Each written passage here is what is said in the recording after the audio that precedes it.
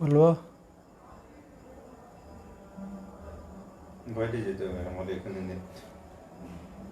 আমি বলতে চাইতাম হরে কৃষ্ণ কৃষ্ণ কৃষ্ণ হরে হরে হরে রাম রাম রাম হরে হরে।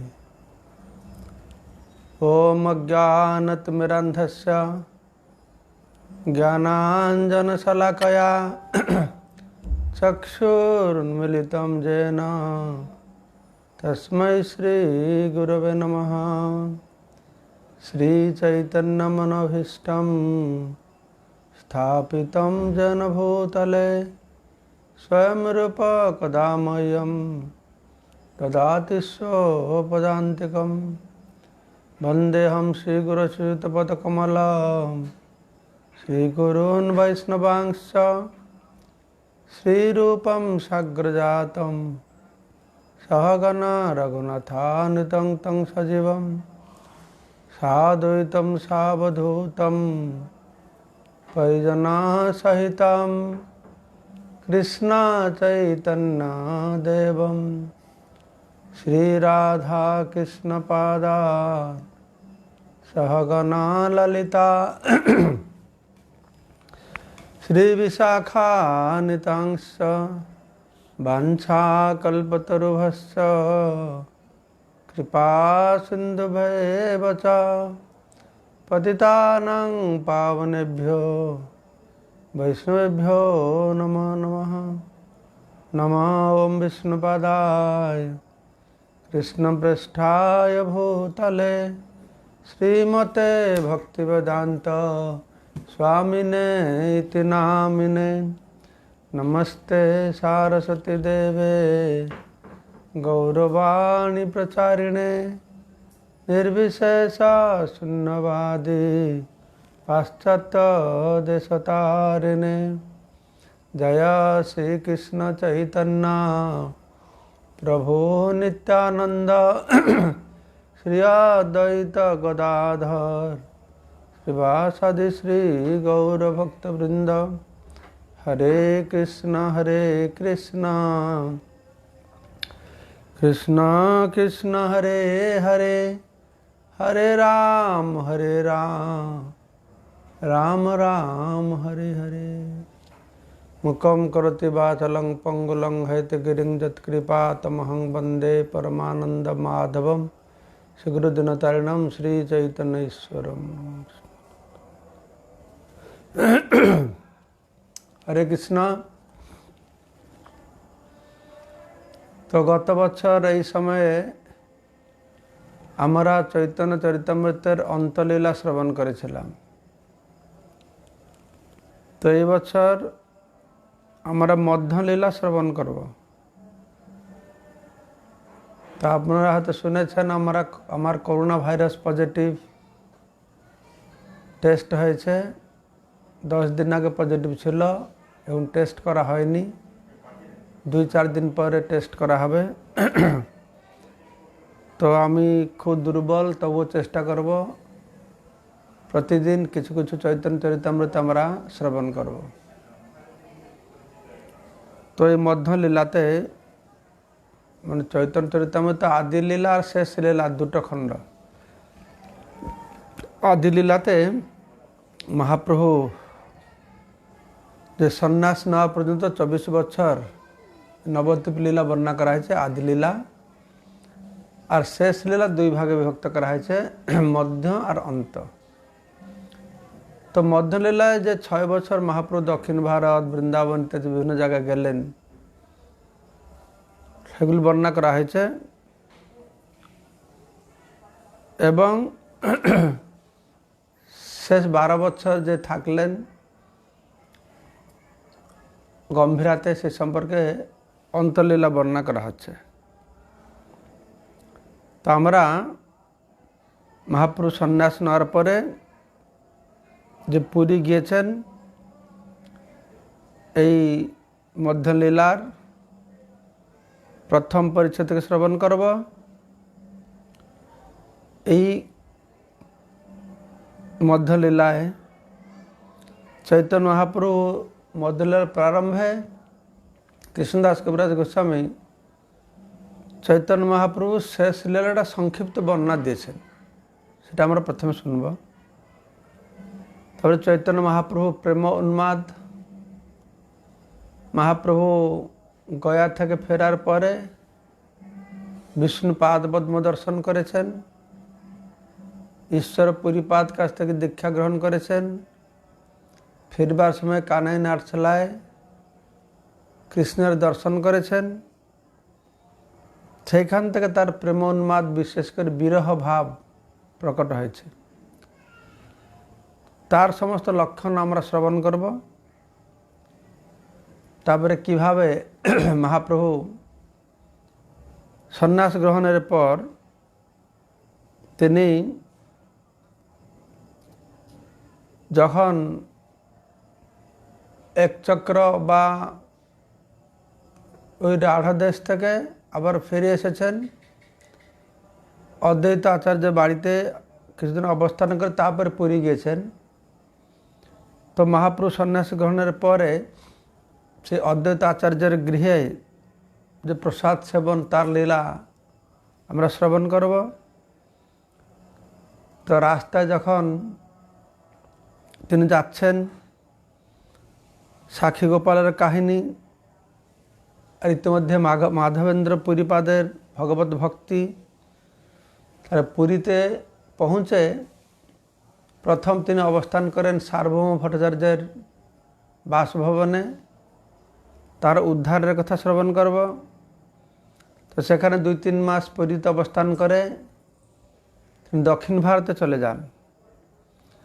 সেখানে বাসুদেব বিপ্রকে উদ্ধার করেছেন, দক্ষিণ ভারতের তীর্থসমূহ ভ্রমণ করেছেন। তারপরে গোদাবরী নদীর তীরে রায় রামানন্দের সঙ্গে তার সাক্ষাৎ হয়, তার সঙ্গে যে আলোচনা হয়েছিল তা শ্রবণ করব। চৈতন্য মহাপ্রভু দক্ষিণ ভারতে বিভিন্ন তীর্থস্থান পর্যটন করেছেন, করে পুনর্বার পুরীতে ফিরে এসেছেন। সে লীলা আমরা শ্রবণ করব। বৈষ্ণবদের সাথে কীভাবে মিলন হলো, বৈষ্ণবরা উদ্গ্রীব হয়ে কীভাবে মহাপ্রভুকে সম্ভাষণ জানালেন। তো মহাপ্রভু পুরীতে অবস্থান করে বেঢ়া কীর্তন লীলা, গুন্ডিচা মার্জনা করেছেন। তারপর জগন্নাথ রথের সামনে নৃত্য কীর্তন করছেন। তারপরে 5 দিন, অর্থাৎ 5 দিনে হেরা পঞ্চমী লীলা, এসব ক্রমান্বয়ে আমরা মহাপ্রভু কৃপাতে শ্রবণ করবার জন্য চেষ্টা করব।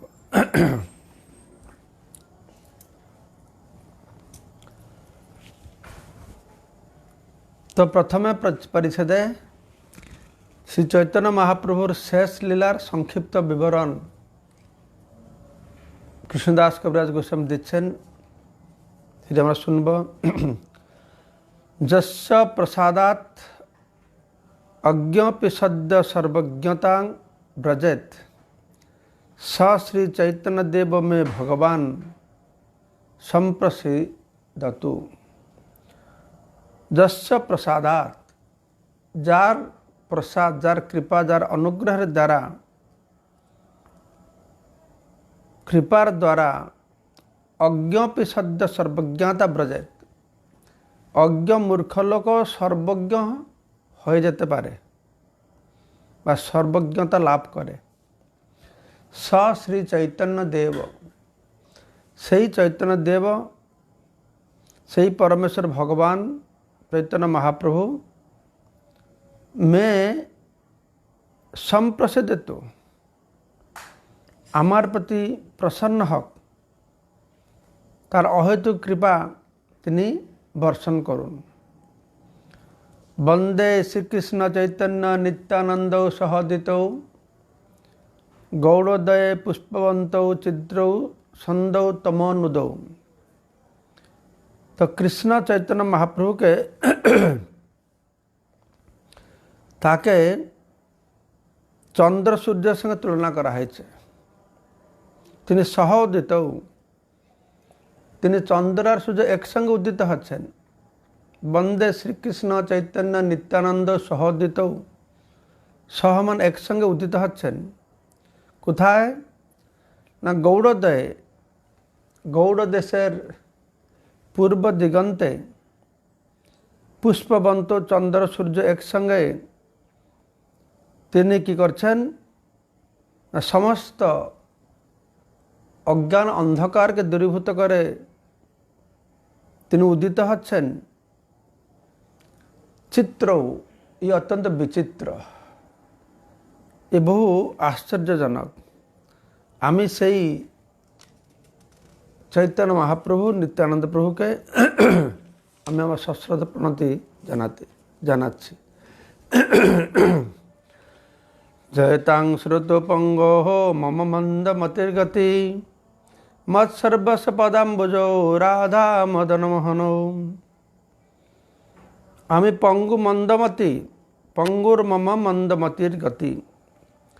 যারা আমার একমাত্র গতি, আমার মতন যে পঙ্গু মন্দমতি সম্পন্ন ব্যক্তির একমাত্র গতি হচ্ছেন কি মম মন্দ মতের গতি। যাদের পাদপদ্ম আমার হৃদয় সর্বস্ব ধন, মত সর্বস্ব পদাম্বুজ, তার চরণকমল আমার সম্পদ, সেই রাধা মদন মোহন পরম কৃপালু, তার জয়যুক্ত হন।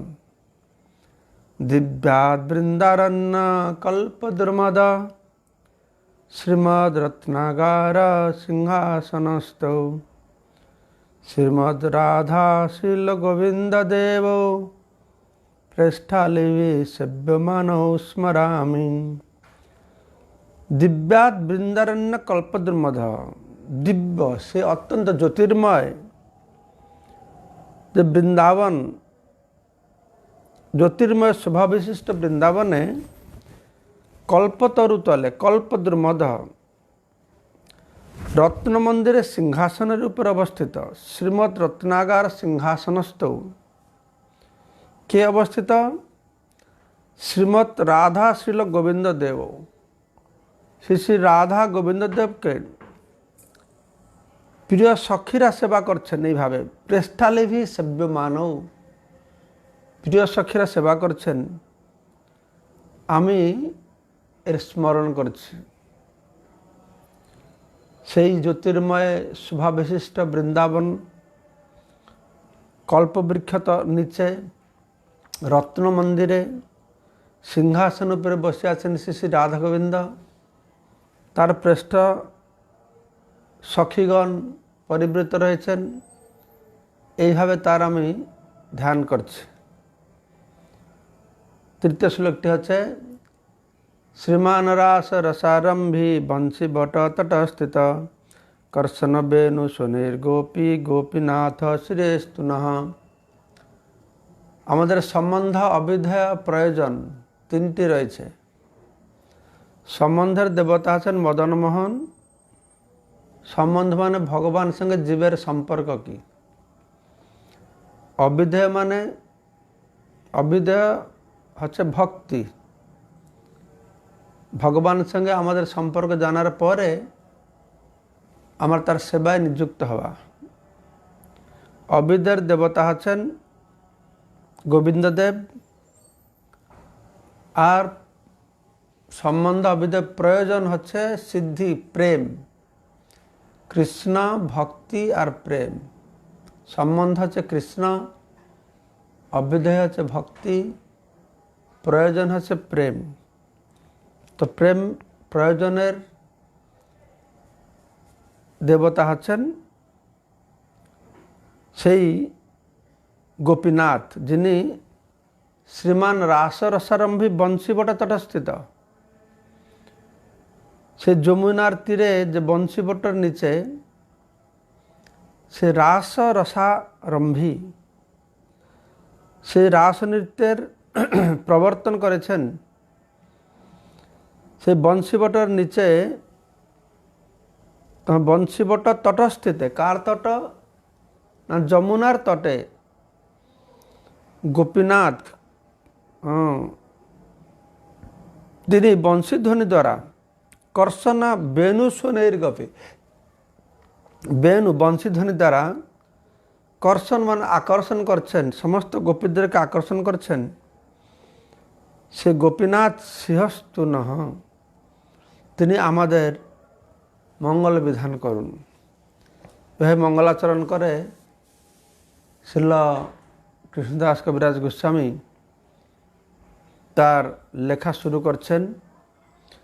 জয় জয় গৌরচন্দ্র জয় কৃপা সিন্ধু, জয় জয় সচিসুত জয় দীন বন্ধু, জয় জয় নিত্যানন্দ জয় দ্বৈত চন্দ্র, জয় শ্রীবাসাদি জয় গৌরভক্ত বৃন্দ। পূর্বে কহিলু আদি লীলার সূত্রগণ, যাহা বিস্তারিয়াছেন দাস বৃন্দাবন। তো আগে আমি পূর্বে মানে আদিলীলা সূত্রের আকারে বর্ণনা করেছি। বৃন্দাবন দাস ঠাকুর তার সব বিস্তৃতভাবে বর্ণনা করেছেন। অতএব তার আমি সূত্র মাত্র কইলু, যে কিছু বিশেষ সূত্র মধ্যে কহিলু। তো পূর্বে আমি আদিলীলার সূত্রগণ যাহা বিস্তারিয়াছেন দাস বৃন্দাবন, অতএব তার আমি সূত্রমাত্র কহিলু, যে কিছু বিশেষ সূত্র মধ্যে কহিলু।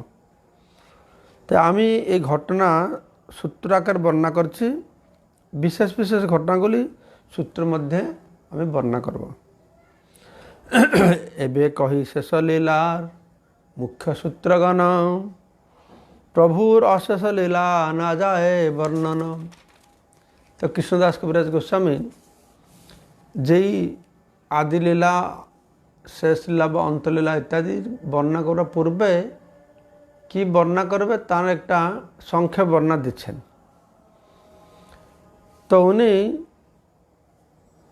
বলছেন যে প্রথমে বৃন্দাবন দাস ঠাকুর চৈতন্য মঙ্গল রচনা করেছিলেন। তো সেখানে চৈতন্য মঙ্গল পরবর্তী সময় তার নাম হলো চৈতন্য ভাগবত।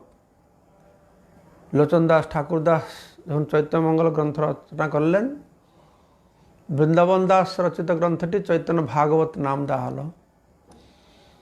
তো সেখানে বহু কথা বর্ণনা করতে করতে, বিশেষ করে নিত্যানন্দের মহিমা বর্ণনা করতে গিয়ে গ্রন্থ বিরাট রূপ ধারণ করলো। তো শেষ লীলা ভালো করে পুঙ্খানু বর্ণনা করেননি।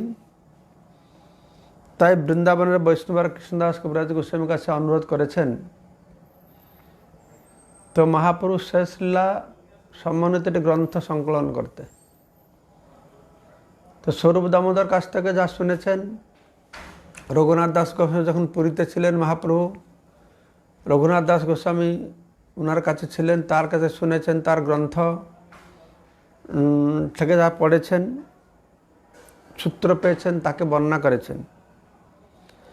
তার মধ্যে যেই ভাগ দাস বৃন্দাবন চৈতন্য মঙ্গলে বিস্তারি করিলা বর্ণন, সেই ভাগের ইহা মুই সূত্র মাত্র লিখিব, তাহা সে বিশেষ কিছু ইহা বিস্তারিব। চৈতন্য লীলার ব্যাস দাস বৃন্দাবন, তার আজ্ঞায় করো তাহার উচ্ছিষ্ট চর্বণ। যেহেতু চৈতন্য মহাপুরুষ সম্পর্কে, তার লীলা সম্পর্কে বৃন্দাবন দাস ঠাকুর চৈতন্য ভাগবত রচনা করেছেন, কোনো আচার্যের উপরে লেখালেখে নিজের মহিমা বড়িমা প্রকাশ করা ঠিক নয়। তাই তিনি দৈন্য প্রকাশ করে বলছেন যে তার আজ্ঞায় করো তার উচ্ছিষ্ট চর্বণ। তো ভক্তি করি শিরে ধরি তাহার চরণ, শেষ লীলার সূত্রগণ করিও বর্ণন। বৃন্দাবন দাস ঠাকুরের চরণ কমলকে শিরে ধারণ করে মহাপুরুষ শেষ লীলার সূত্র বর্ণনা করব।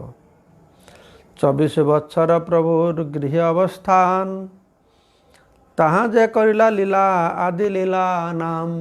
আমি যেটা বলেছিলাম আদি লীলা শেষ লীলা। আদি লীলা হচ্ছে মহাপ্রভু প্রথম 24 বছর যে গৃহস্থ লীলা, নবদ্বীপ লীলা। 24 বৎসর শেষে যেই মাঘ মাস, তার শুক্লপক্ষে প্রভু করিলা সন্ন্যাস। 24 বছর শেষে যে মাঘ মাস, তার শুক্লপক্ষে মহাপ্রভু নবদ্বীপ পরিত্যাগ করে কণ্টকনগর কাটুয়াতে গিয়ে কেশব ভারতীর কাছ থেকে সন্ন্যাস গ্রহণ করে তিনি চলে গেছেন। সেই সন্ন্যাস গ্রহণ করে মহাপ্রভু 48 বছর প্রকট লীলা করেছেন। তো 24 বছর গৃহস্থ আশ্রম, 24 বছর সন্ন্যাস আশ্রম। সন্ন্যাস করিয়া 24 বছর অবস্থান, তাহা সেই লীলা তাহার শেষ লীলা নাম। এই 24 বছর যে লীলা করেছেন তাকে বলে শেষ লীলা। শেষ লীলার মধ্য অন্ত 2 নাম হয়, লীলা ভেদে বৈষ্ণব সব নাম ভেদ কয়। তো শেষ লীলাকে 2 ভাগে বিভক্ত করা হয়েছে, মধ্য লীলা আর অন্তলীলা। তো মধ্য লীলা হচ্ছে কোনটা? তার মধ্যে 6 বছর গমনাগমন, নীলাচল গৌড় সেতু বন্ধ বৃন্দাবন। তো 6 বছর তিনি কি করেছেন? ভ্রমণ করেছেন। নীলাচলে গিয়েছেন, তারপরে আবার গৌড়ে ফিরে এসেছেন, তার সেতুবন্ধ দক্ষিণ ভারতে গিয়েছেন, বৃন্দাবনে গিয়েছেন। এই যে লীলা সব মহাপ্রভু করেছেন, তাহা যেই লীলা তার মধ্যলীলা নাম। তাকে মধ্যলীলা বলা হচ্ছে, 6 বছর যা হয়েছিল। তার পাছে লীলা অন্তলীলা অভিধান। তারপরে যে লীলাগুলি হলো সেগুলি হচ্ছে অন্তলীলা। তো এইভাবে আদিলীলা, মধ্যলীলা, অন্তলীলা আর এবে মধ্যলীলার কিছু করিয়ে বিস্তার। তো আদিলীলা, মধ্যলীলা, অন্তলীলা হয়েছে, তো মধ্যলীলার কিছু বর্ণনা করব বিস্তার করে। 18 বর্ষ কেবল নীলাচলে স্থিতি, আপনি আচরি জীবে শিখাইলা ভক্তি।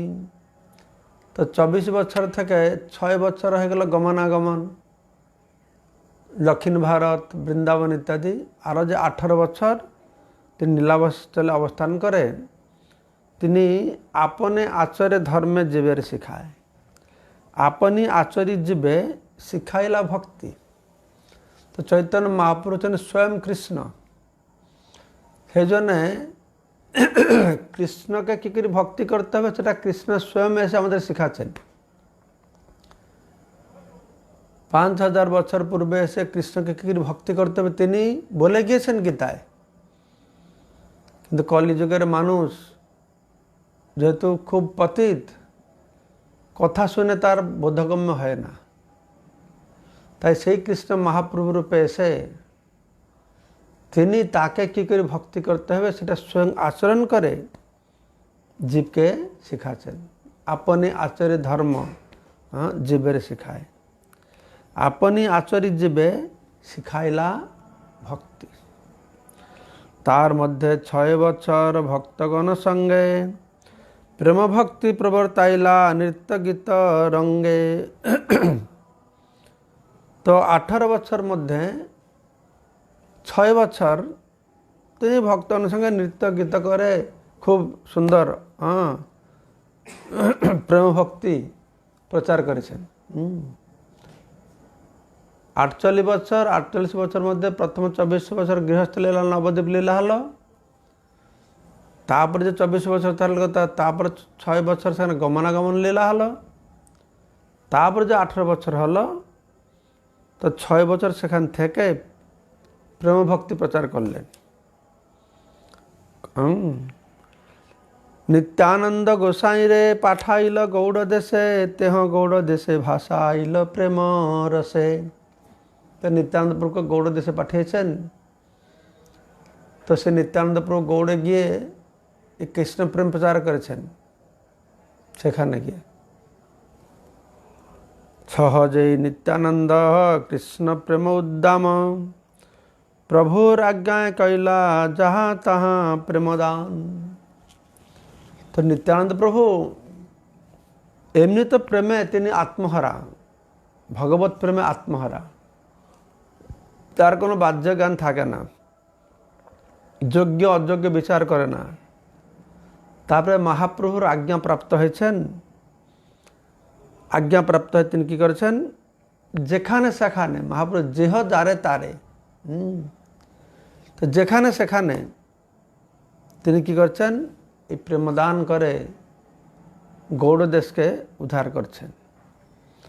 তাহার চরণে মর কোটি নমস্কার, চৈতন্যের ভক্তি যেহ লওয়াইল সংসার। তো কৃষ্ণদাস ব্রজ গোস্বামী তো সেই নিত্যানন্দ প্রভুর চরণ কমলে নমস্কার বলছেন, সারা জগৎকে এই গৌর ভক্তি এই নিত্যানন্দ প্রভুই প্রচার করলেন, জগৎকে তিনি প্রদান করলেন। তো নিত্যানন্দ প্রভু চৈতন্য মহাপ্রভু কীরকম সম্পর্ক?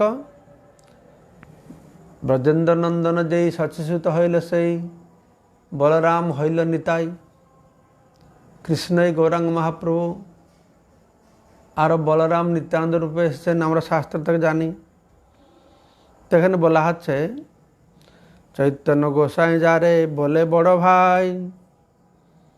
তো চৈতন্য মহাপ্রভু নিত্যানন্দ প্রভুকে বড় ভাই বলে বলেন। তো বলরাম নিত্যানন্দ প্রভু কি বলেন? তেহকে মোর প্রভু চৈতন্য গোসাই। মহাপ্রভু বলছেন নিত্যানন্দ আমার বড় ভাই, নিত্যানন্দ প্রভু বলছেন কি চৈতন্য মহাপ্রভু সে প্রভু বলে সম্বোধন করছেন, যে ই আমার প্রভু, আমি তার দাস, এরকম ভাব। যদ্যপি আপনি হয় প্রভু বলরাম, তথাপি চৈতন্যের করে দাস অভিমান। তো নিত্যানন্দ প্রভু বলরাম স্বয়ং চৈতন্যের কাছে তিনি দাস অভিমান করছেন। তো বলরাম মধ্যে তিনটি তত্ত্ব আছে, গুরু তত্ত্ব, আদি গুরু, সখা আর দাস, এই তিনটি ভাব তার আছে। তো নিত্যানন্দ প্রভুর ভাবটি কীরকম ছিল? তিনি সবাইকে চৈতন্য মহাপ্রভু সেবা করতে বলছিলেন। চৈতন্য সেব, চৈতন্য গাও, ল চৈতন্যের নাম, চৈতন্য যে ভক্তি করে সেই মোর প্রাণ। তো এইভাবে নিত্যানন্দ প্রভু গৌরভক্তি প্রচার করেছেন। মানুষকে চৈতন্যের সেবা করা, চৈতন্যের গুণগান করা, চৈতন্যের নাম কীর্তন করা, চৈতন্যের ভক্তি করা, এসব মানুষকে শিখিয়েছেন। এই মত লোকে চৈতন্য ভক্তি লওয়াইল, দীনহীন নিন্দক সবারে নিস্তারিল। তো নিত্যানন্দ প্রভু গিয়ে দীনহীন নিন্দুক পর্যন্ত তো সবাইকে তিনি উদ্ধার করেছেন, যোগ্য অযোগ্য বিচার করেননি, সবাইকে, পতিত পামর যে ছিল সবাইকে উদ্ধার করেছেন। তারপরে মহাপ্রভু পুরী থেকে তিনি এসেছেন রামকেলি, আবার নবদ্বীপ হয়ে তিনি রামকেলি গিয়েছেন রূপ সনাতনকে উদ্ধার করবার জন্য, সাক্ষাৎ করার জন্য। তবে প্রভু ব্রজে পাঠাইল রূপ সনাতন, প্রভু আজ্ঞায় দুই ভাই আইলা বৃন্দাবন। তো মহাপ্রভু রূপ সনাতন, যার নাম আগে ছিল শক্কর মল্লিক দব্বির খাস, হুসেন স্যার প্রধানমন্ত্রী এবং রাজকোষ দেখাশোনা করেছিলেন রূপ গোস্বামী, প্রধানমন্ত্রী ছিলেন শক্কর মল্লিক সনাতন গোস্বামী। তারা ব্রাহ্মণগরে জন্ম হয়েছিল, কর্ণাটকে তার আদি বাড়ি ছিল, খুব প্রতিপত্তি সম্পন্ন পরিবারের মানুষ ছিল। তার নাম ছিল আগে সন্তোষ আর অমর, সন্তোষ থেকে শক্কর মল্লিক, শক্কর মল্লিক থেকে সনাতন গোস্বামী হলো।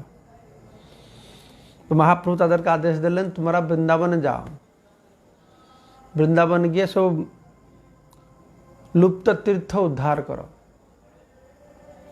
ভক্তি প্রচারিয়া সর্বতীর্থ প্রকাশিল, মদন গোপাল গোবিন্দের সেবা প্রচারিল। তো সনাতন গোস্বামী মদন মোহন বিগ্রহ প্রকাট করেছেন, আর রূপ গোস্বামী সে গোমা টিলার উপরে একটা গাভী এসে প্রতিদিন দুগ্ধ দান করত, রূপ গোস্বামী দেখেছেন। তার নিচে एक गोविंदर विग्रह छिल गोविंद गोपीनाथ मदन मोहन এই তিন বিগ্রহ বজ্রনাভ তিনি এই তিন বিগ্রহ প্রকট করেছিলেন বজ্রনাভ কৃষ্ণের প্রপৌত্র বজ্রনাভ তিনি শাণ্ডিল্য মুনিকে সঙ্গে নিয়ে এসেছিলেন শাণ্ডিল্য মুনি ব্রজের প্রতিটি স্থান তাকে দেখিয়ে দিয়েছিলেন তো তখনকার সময় তিনি কিছু কিছু বিগ্রহ করেছিলেন দাউজি বিগ্রহ বৃন্দাদেবী বিগ্রহ গোবিন্দ গোপীনাথ মদন মোহন বিগ্রহ তার মধ্যে কালক্রমে সে সমস্ত বিগ্রহগুলি লুপ্ত বা গুপ্ত হয়ে গেছিলেন আবার এই শুদ্ধ ভক্তরা গিয়ে সে সমস্ত বিগ্রহকে প্রকট করেছিলেন মদন গোপাল বা মদন মোহন বিগ্রহ সনাতন গোস্বামী প্রকট করেছিলেন যমুনার তীর থেকে আর গুমা টিলার উপর থেকে রূপ গোস্বামী গোবিন্দকে প্রকট করলেন যখন তিনি দেখলেন প্রতিদিন একটি গাভী এসে সে টিলার উপরে দুগ্ধ দিচ্ছে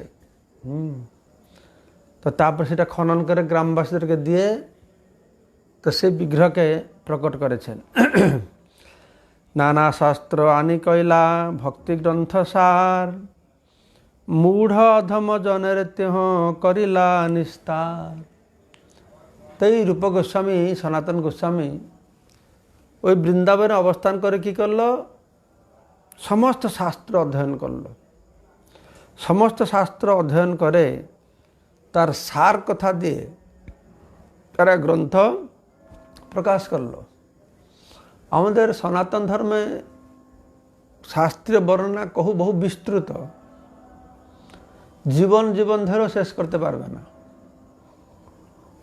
নানা প্রকারের মতবাদ মানুষকে বিভিন্ন প্রকার বিভ্রান্ত করে আসল কোনটা এখনো মানুষের মনের মধ্যে প্রশ্ন কিন্তু শ্রীল রূপ সনাতন ষড় গোস্বামীরা কী করেছেন আর তারা সমস্ত শাস্ত্র অধ্যয়ন করে নানা শাস্ত্র বিচারণৈক নিপুণ সদ্ধর্ম সংস্থাপক তারা সমস্ত শাস্ত্র বিচার করে সৎ ধর্ম শ্রেষ্ঠ আসল ধর্মকে স্থাপন করেছেন লোকানাং হিতকারিণৌ ত্রিভুবনে মান্যৌ শরীণ করো রাধা কৃষ্ণ পদারবিন্দ ভজনানন্দন মোত্তালিকৌ বন্দে রূপ সনাতন রঘুযুগৌ শ্রীজীব গোপালকৌ তো এইভাবে প্রভুর আজ্ঞায় কইল সব শাস্ত্রের বিচার ব্রজের নিগুড় ভক্তি করিল প্রচার সমস্ত শাস্ত্র তিনি বিচার করেছেন করে ব্রজের নিগুড় ভক্তি ব্রজভক্তি অত্যন্ত গূঢ় এটা বেদগোপ্য সবার কাছে এটা প্রকট হয় না তো সেই ব্রজভক্তিকে আবার তিনি কী করেছেন না প্রকাশ করেছেন এই জগতে ব্রজবাসীদের ভগবান কৃষ্ণের প্রতি যে ভক্তি তাকে বলে রাগাত্মিকা ভক্তি সেই তত্ত্ব আমরা সব শ্রবণ করব চৈতন্য মহাপ্রভু এসে রূপ গোস্বামী সনাতন গোস্বামীর মাধ্যমে যে প্রেম ভক্তির প্রচার করলেন সে বিষয়ে আগে কেউ জানতো না অনর্পিতা চরিঞ্চিরাত করুণয়া অবতীর্ণ কলো সমর্পয়িতুম উন্নত উজ্জ্বলর স্বভক্তি শ্রিয়ম উন্নতার উজ্জ্বল সব থেকে শ্রেষ্ঠ সেই যে প্রেম ভক্তি প্রদান করলেন তো রূপ সনাতন সেগুলি সব ব্রজের সেই নিগুড় ভক্তির কথা প্রচার করলেন তো শিল সনাতন গোস্বামী কিছু গ্রন্থ রচনা করলেন রূপ গোস্বামী বহু গ্রন্থ রচনা করলেন হরিভক্তি বিলাস আর ভাগবতামৃত দশম টিপ্পণী আর দশম চরিত এসব সনাতন গোস্বামী গ্রন্থ রচনা করলেন এই সব গ্রন্থ কইল গোসাই সনাতন রূপ গোসাই কইল যত কে করু গণন রূপ গোস্বামী বহু গ্রন্থ তিনি প্রণয়ন করলেন তো আপনারা যখন বৃন্দাবনে যাবেন ওখানে দ্বাদশ আদিত্য টিলার উপরে সনাতন গোস্বামী যে মদন মোহন মন্দির নির্মাণ করেছিলেন, সেই মন্দির আছে সেখানে সনাতন গোস্বামীর সমাধি আছে। সিঁড়ি দিয়ে নিচে গেলে দেখতে পারবেন সেখানটা গ্রন্থ মন্দির আছে। এই গোস্বামীরা আরও অনেক গ্রন্থ লিখেছিল, এখন প্রকাশিত হয় না, সেগুলো মাটিতে পুঁতে নাকি সেখানে গ্রন্থ সমাধি করেছেন। তো প্রধান প্রধান কিছু করিয়ে গণন, লক্ষ্য গ্রন্থে কইল ব্রজবিলাস বর্ণন। তো রূপ গোস্বামী যে প্রধান গ্রন্থগুলি লিখেছেন তার নাম এখন বলবেন। তিনি শত সহস্র গ্রন্থে বৃন্দাবনে কৃষ্ণের এই লীলা বিলাসের কথা বর্ণনা করেছেন। রূপ গোস্বামী, সনাতন গোস্বামী এই সমস্ত লীলা তো বেদে উপনিষদে বর্ণনা করা যাবে না, কারণ বেদ উপনিষদে ব্রহ্মা কী করে জানবে এগুলো। এই সমস্ত অন্তরঙ্গ লীলা ব্রজে যে করেছেন সে ভাব, তো ব্রজে যে সখীরা, অন্তরঙ্গ সখীরা ছিলেন, মঞ্জুরিরা ছিলেন, যারা দেখেছেন রূপমঞ্জরি, রূপ গোস্বামী, সনাতন গোস্বামী, তারাই বর্ণনা করতে পারে। তো ছিল রূপ গোস্বামী যে গ্রন্থ বর্ণনা করেছেন, রসামৃত সিন্ধু আর বিদগ্ধ মাধব, উজ্জ্বল নীলমণি আর ললিত মাধব। ভক্তি রসামৃত সিন্ধু আর বিদগ্ধ মাধব, ললিত মাধব, আর উজ্জ্বল নীলমণি, দানকেলি কৌমদি, আর বহু স্তবাবলী তিনি বর্ণনা করেছেন। অষ্টাদশ লীলাছন্দ আর পদ্যাবলী, গোবিন্দ বিরুদ্ধাবলী তাহার লক্ষণ, মথুরা মাহাত্ম্য আর নাটক বর্ণন, এইসব গ্রন্থ করেছেন। লঘু ভাগবতামৃতাদি কেকরু গণন, সর্বত্র করিল ব্রজ বিলাস বর্ণন। শত সহস্র গ্রন্থে ছিল রূপ গোস্বামী এই সমস্ত ভগবান কৃষ্ণের যে পরম শ্রেষ্ঠ তার লীলা, তার ব্রজলীলা এই সুন্দরে বর্ণনা করেছেন। তো সনাতন গোস্বামী ছিল রূপ গোস্বামী, তারা ছিল 3 ভাই, আর একজন ছিল অনুপম। এরা 3 ভাই ছিল। তো অনুপমের পুত্র ছিল জীব গোস্বামী, ভাতৃপুত্র নাম শ্রী জীব গোসাই। তো ছিল জীব গোসাই খুব সংস্কৃততে পাণ্ডিত্য লাভ করেছিলেন। তিনি বহু বহু গ্রন্থ রচনা করলেন। যত ভক্তি গ্রন্থ কইল তার অন্ত নাই, ষট সন্দর্ভ রচনা করলেন। একদম অকাট্য প্রমাণ দিয়ে ভগবান কৃষ্ণের শ্রেষ্ঠতা প্রকাশ করলেন। শ্রী ভাগবত সন্দর্ভ নাম গ্রন্থ বিস্তার, ভাগবত সন্দর্ভ, পরমাত্মা সন্দর্ভ, ভক্তি সন্দর্ভ ইত্যাদি। ভক্তি সিদ্ধান্তের তাতে দেখাই আছে পার, ভক্তি সিদ্ধান্ত যে শ্রেষ্ঠ এটা বর্ণনা করেছেন। গোপাল চম্পু, সুন্দর কৃষ্ণলীলা বর্ণনা করা হয়েছে। গোপাল চম্পু নামে গ্রন্থ মহাসুর, নিত্যলীলা স্থাপন যাহে ব্রজ রসপুর। গোলক বৃন্দাবনে কীভাবে কৃষ্ণলীলা হচ্ছে, নিত্যলীলা হচ্ছে, সেসব ওই গোপাল চম্পুতে বর্ণনা করা হয়েছে। স্নিগ্ধকণ্ঠ, মুক্তকণ্ঠ, মধুকণ্ঠ, এই দুজন বর্ণনা করছেন নন্দ মহারাজের সভায় কৃষ্ণলীলা। তো সে সমস্ত লীলা এই গোপাল চম্পুতে, পূর্ব চম্পু, উত্তর চম্পু 2 খণ্ড আছে। সেসব সুন্দর সুন্দর লীলার বর্ণনা সেখানে আছে। গোপাল চম্পু আপনারা পড়বেন, বাংলায়ও পাওয়া যায়। এই মতো নানা গ্রন্থ করিয়া প্রকাশ, গোষ্ঠী সহিতে কইলা বৃন্দাবনে বাস।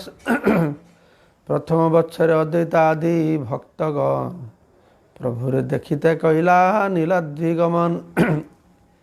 তো রূপ সনাতনের কথা বর্ণনা করে কৃষ্ণদাস কবিরাজ গোস্বামী। আবার পুরীতে ফিরে আসছেন, বর্ণনা করছেন যে প্রথম বৎসরে অদ্বৈতাদি ভক্তগণ তারা মহাপ্রভুকে দেখবার জন্য নীলাচলে গিয়েছেন, নীলাদ্রির গমন। রথযাত্রা দেখি তাহা রহিলা 4 মাস, প্রভু সঙ্গে নৃত্য গীত পরম উল্লাস। তখন তো গাড়ি ঘোড়া ছিল না, হেঁটে হেঁটে তারা যেতেন। শিবানন্দ সেন রাস্তাঘাট জানতেন, তার অধ্যক্ষতায় পরিচালনায় গৌড়ীয় ভক্তরা যেতেন। কীভাবে মহাপ্রভু তাদেরকে স্বাগত জানাতেন সেই চন্দন পুকুর থেকে, নরেন্দ্র সরোবর থেকে, তার সুন্দর বর্ণনা আমরা শ্রবণ করব। তো এইভাবে 4 মাস তারা সেখানে থাকতেন। আর থেকে শুধু আনন্দ আর আনন্দ। কিসের আনন্দ? না হরিনাম কীর্তন আর নৃত্যের আনন্দ। মহাপ্রভু ভক্তদেরকে সবসময় হরিনাম, নৃত্য, কীর্তন আর প্রসাদ সেবার আনন্দে ডুবিয়ে রাখতেন। তো যখন তারা ফিরে যাবেন, বিদায় সময়ে প্রভু কহিলা সবারে, যখন বেঙ্গলে ফিরে আসবেন তো মহাপ্রভু সবাইকে বলছেন, প্রত্যব্দ আসিবে সবে গুন্ডিচা দেখিবারে। তোমরা প্রতি বছর আসবে গুন্ডিচা রথযাত্রা দর্শন করবার জন্য। আসলে গুন্ডিচা দর্শন হবে, মহাপ্রভু মিলন হবে। মহাপ্রভু দেখতে চাইছেন, নবদ্বীপে তার প্রিয় ভক্ত, তাদেরকে ছেড়ে কি করে মহাপ্রভু থাকতে পারেন? প্রভুর আজ্ঞায় ভক্তগণ প্রত্যব্দাসিয়া, গুন্ডিচা দেখিয়া যান প্রভুরে মিলিয়া। তো মহাপ্রভুর নির্দেশ পেয়ে, এটা মহাপ্রভুর নির্দেশের জন্য শুধু নয়, মহাপ্রভুর প্রতি তাদের যে ভালোবাসা, তো প্রতি বছর তারা এসে গুন্ডিচা দর্শন করতেন। গুন্ডিচা যাত্রা, রথযাত্রা, আর মহাপ্রভুর সঙ্গে মিলন হতো। 4 মাস অবস্থান করে আনন্দ করে আবার তারা গৌড়ে ফিরে আসতেন। তো এইভাবে তারা 20 বৎসর এইছে কইলা গতাগতি, অন্যনে দুহার দুহা বিনা নাহি স্থিতি। 20 বছর যাওয়া আসা করেছে, কেউ কাউকে ছেড়ে থাকতে পারে না। নবদ্বীপবাসীরা মহাপ্রভু ছাড়তে পারে না, মহাপ্রভু নবদ্বীপবাসীদের ছাড়তে পারে না। শেষ আর যেই রহে 12 বৎসর, কৃষ্ণের বিরহ লীলা প্রভুর অন্তর।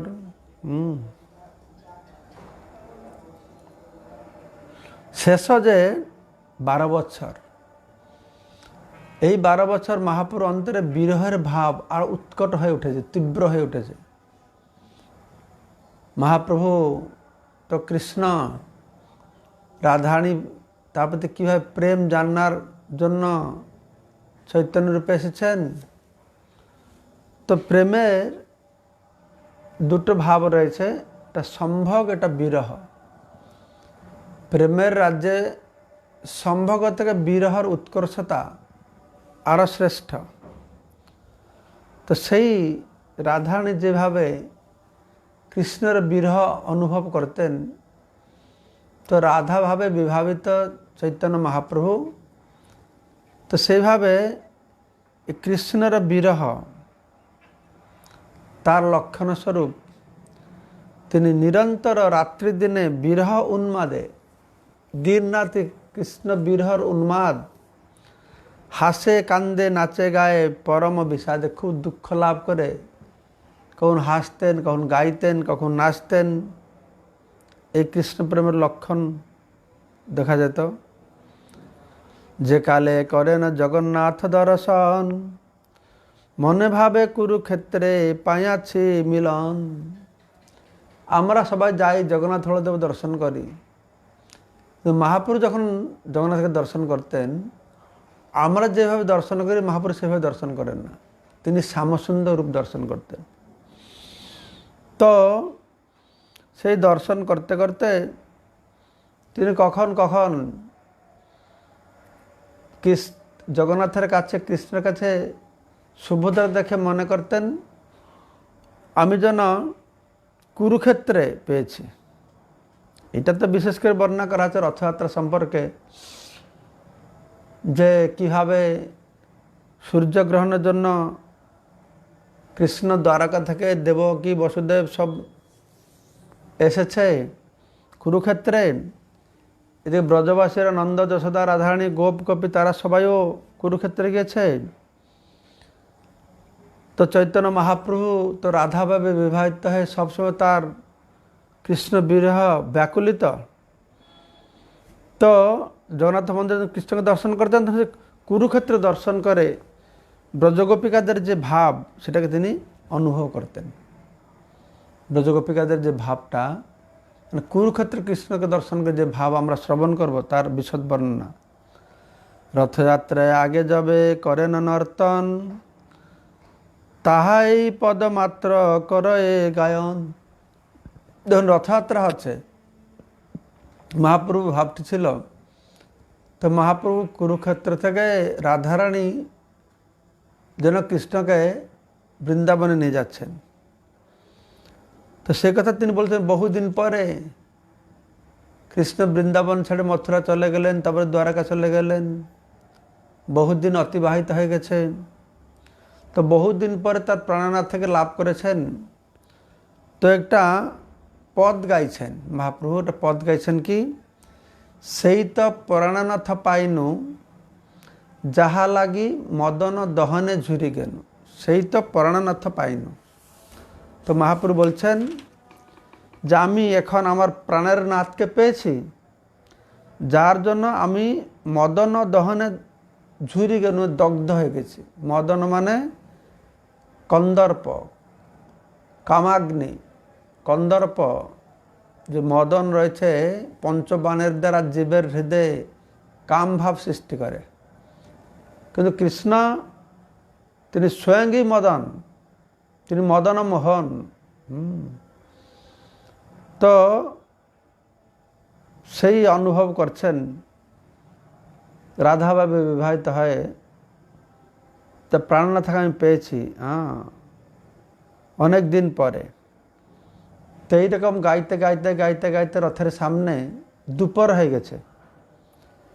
এই সুধা গানে নাচেন দ্বিতীয় প্রহর, কৃষ্ণলয়া ব্রজে যাই এভাব অন্তর।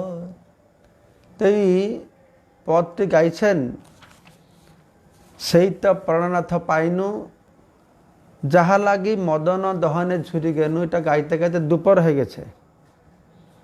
ভাবটি কি না, কৃষ্ণলয়া ব্রজে যাই এই ভাব অন্তর, আমি কৃষ্ণকে নিয়ে আমি বৃন্দাবনে যাব। এইভাবে নিত্য মধ্যে পড়ে এক শ্লোক, এই শ্লোকের অর্থ কেহ নাহি বুঝে লোক। তার মধ্যে তো মহাপ্রভু একটি শ্লোক পড়ছেন, যে শ্লোকটা সচরাচর কেউ ভক্তরা শুনে না, আর কেউ বুঝতেও পারে না। অত আওয়াজ হচ্ছে, অত কীর্তন, তার মধ্যে একটা শ্লোক কী কী বুঝবে। তো সেই শ্লোকটি এখানে কৃষ্ণদাস কবিরাজ গোস্বামী তুলে ধরেছেন। যে মহাপ্রভু যে শ্লোকটা গেয়েছিলেন রথের সামনে, সেটা যে যা কৌমার হরহস এ বহি বরস্তায়ব চৈত্রক্ষেপা, স্তে চ উন্মিলিত মালতী সুরভয় প্রৌঢ়া কদম্ব নীলাহ, সা চৈবাস্মি তথাপি শ্রোতব্যাপার লীলা বিধৌ, রে বা রোধসী বেতসী তরুতলে চেত সমুৎকণ্ঠতে। সুন্দর একটি শ্লোক। আমরা আগামীকালকে 7:30টায় আবার এই পাঠ শুরু করব।